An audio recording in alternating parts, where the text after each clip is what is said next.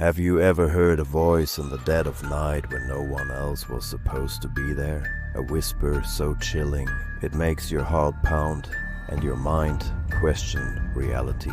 Tonight, I'll share a story that will make you think twice about being alone in the dark. This is a tale of an ordinary night turned into an unforgettable nightmare. Stay with me. You won't want to miss how this haunting encounter unfolds. Breakups are tough, even when you know they are for the best, they still sting. I've been trying to keep myself together after splitting up with my boyfriend of 2.5 years. I don't really want to get into the details. It wasn't messy or dramatic. We just weren't right for each other anymore. But knowing that didn't make it any easier. Some days, it felt like everything reminded me of him. I'd been forcing myself to stick to a no-contact rule, telling myself it was the healthiest way for both of us to move on. It was hard, though. Really hard. One of the things I missed the most about us was playing pool together. It was our thing. We each had pool tables at home, but when we went out, we always picked bars with pool tables. Dive bars with scuffed up tables, sticky floors, and dim lighting were our sweet spot. We were usually the youngest people there, but we didn't care. By that point in our relationship, we'd grown bored of the typical let's get plastered every night college mentality. A few weeks ago, I found myself missing that part of my life more than usual. It was a random Wednesday and none of my friends were free. I didn't want to sit around the house feeling sorry for myself anymore, so I decided to head out to one of the bars we used to frequent.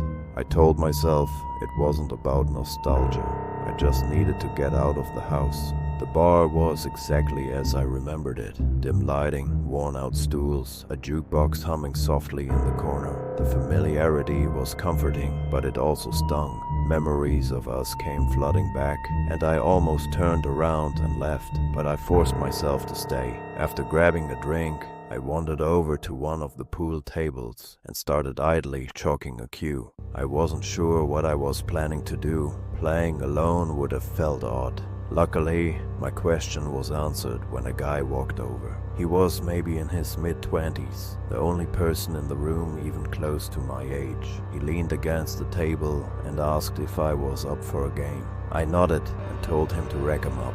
He put some money in the slot and started racking the balls. I laughed to myself when he racked them wrong, but I didn't say anything. We played a few rounds and I started to relax. He wasn't bad, not as good as my ex, but not terrible. I wasn't going easy on him though. I won every rack we played.